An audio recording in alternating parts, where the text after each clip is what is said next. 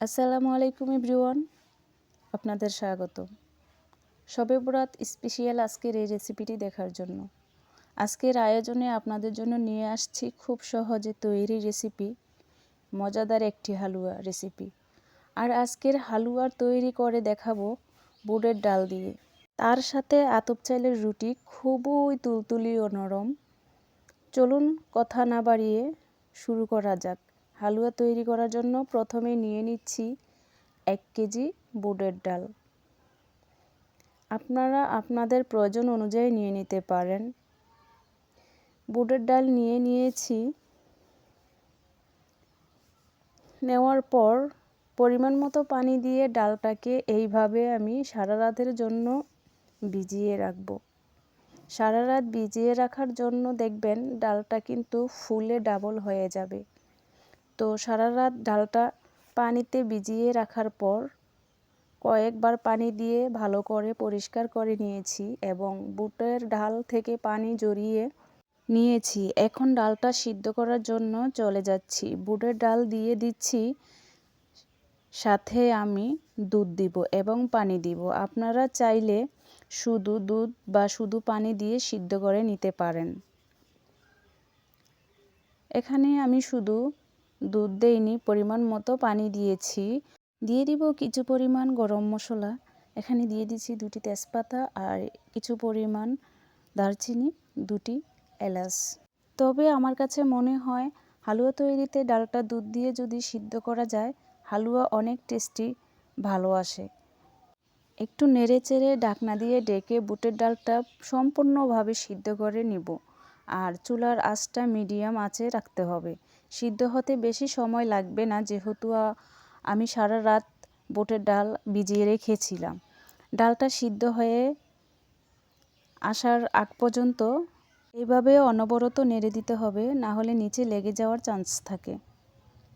আপনারা চাইলে একই নিয়মে যে কোনো হালুয়ার রেসিপি তৈরি করতে পারেন, যেমন সুজি হালুয়া, গাজরের হালুয়া। নিয়ম বা প্রসেস কিন্তু একই। ডালটা কিন্তু সিদ্ধ হয়ে গেছে, দেখতেই পাচ্ছেন। বুটের ডাল সিদ্ধ হওয়ার পর ডালটা চুলা থেকে নামিয়ে ঠান্ডা করে ব্লেন্ডার করে নিয়েছি।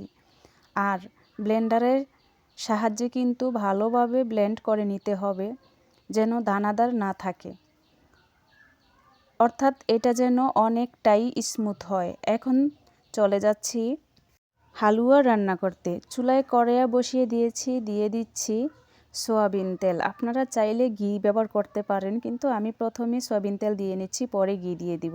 তেলটা ভালোভাবে গরম হয়ে আসলে দিয়ে দিচ্ছি ব্লেন্ডার করা বুটের ডাল। সম্পূর্ণ ডালটা দিয়ে দেওয়ার পর একটু সময় নিয়ে অনবরত নাড়তে হবে। তেলের সঙ্গে খুব ভালোভাবে ভেজে নিতে হবে। ভালোভাবে ভেজে নিলে খুব সুন্দর একটা স্মেল আসবে।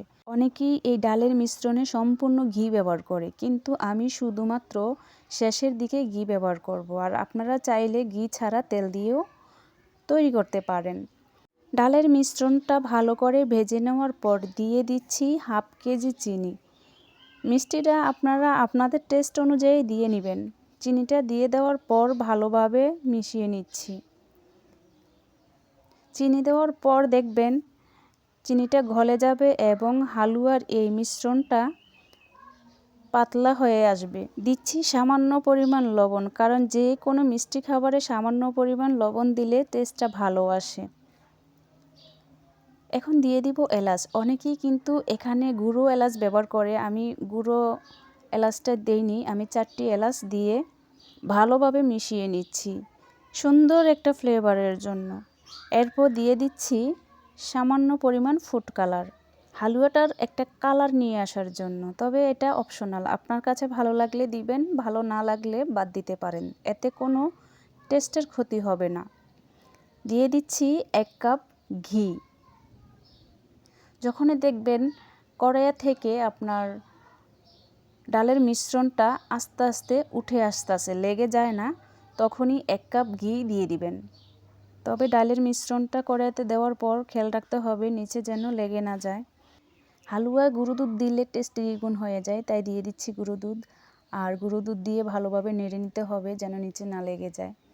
আপনারা কিন্তু সম্পূর্ণ ভিডিও দেখবেন, স্কিপ করে যাবেন না। স্কিপ করলে আপনারা বুঝতে পারবেন না।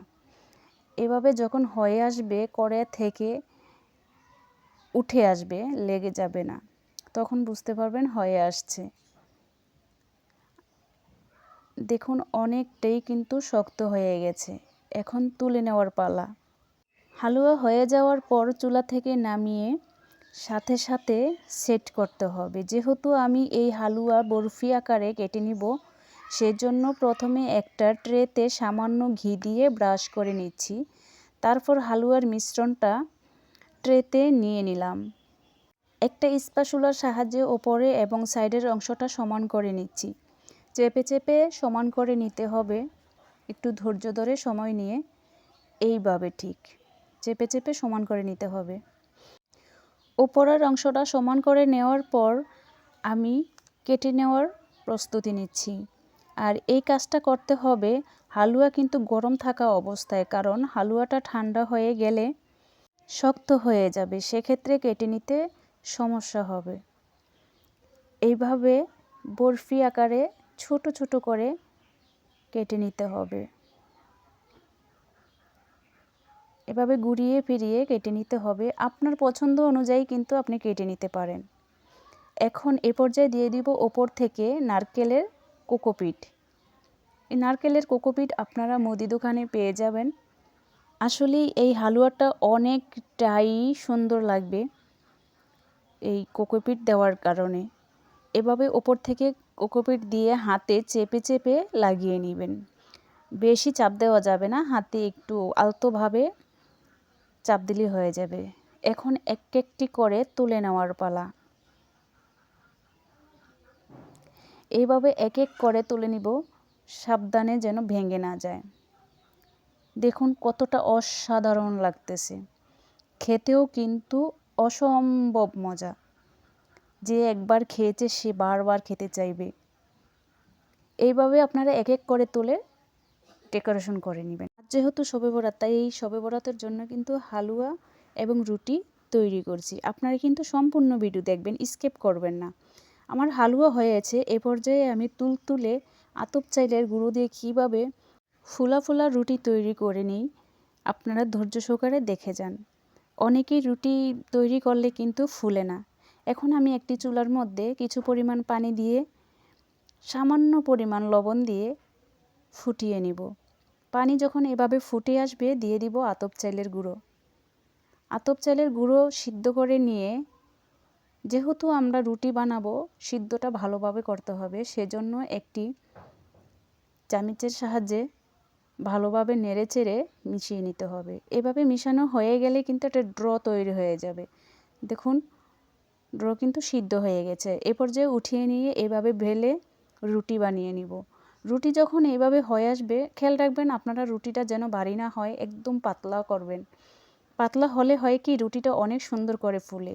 দেখুন রুটি একদম স্মুথ, কোনো রকম ভাঙার চান্স নেই।